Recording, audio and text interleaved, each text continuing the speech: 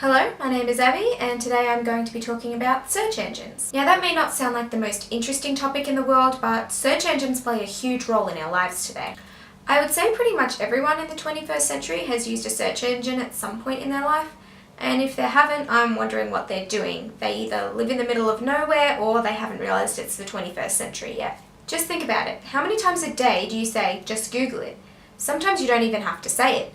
People will just look stuff up when you ask them a question. Even if you haven't used a typical search engine today, you've probably used Facebook, YouTube, Netflix. While you may not think of these sites as search engines, they all have search features, each with their own algorithm. Access to search engines has also never been easier, making them even more predominant in our modern society. People can use them on desktops, laptops, tablets, and even their phones, which in the 21st century most people have on them all the time. Search engines have also made our world incredibly smaller. Everyone has access to information from all around the world. By this I mean, anyone, anywhere, anytime can look up anything they want on a search engine as long as they have access to the internet. A person living in Melbourne can look up what the weather is like in Beijing and they would know within seconds. This is an idea that would have been unthinkable 100 years ago. But how do search engines do this? How do they work?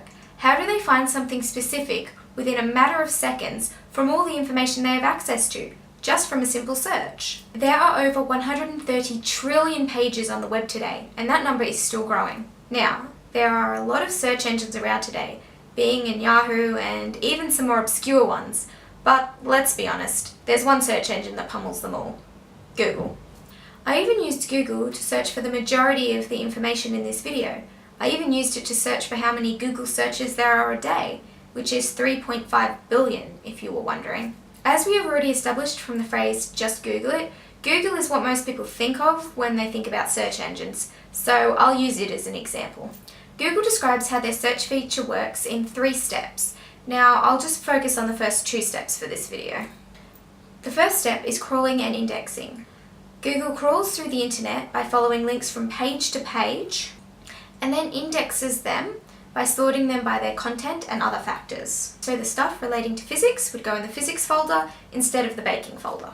The next step is the algorithm. Now, the Google algorithm is so big that even the engineers at Google don't even know what it looks like, but they still know how it works.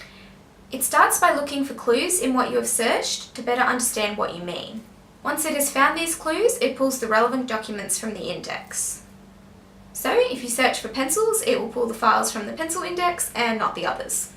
The results are then ranked using over 200 factors. These include site and page quality, user context, freshness, and safe search. Now, I've spent a lot of time talking about search engines in relation to the internet, but the concept of the search engine isn't internet dependent, and it actually predates it.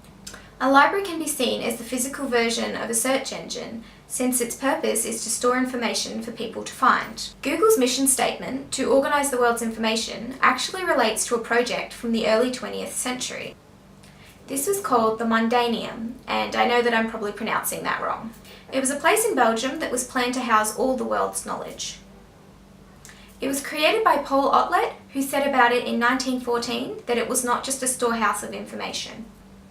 It had staff to answer queries, but they did this by showing them quotations, photos, and film footage, sort of like what Google does.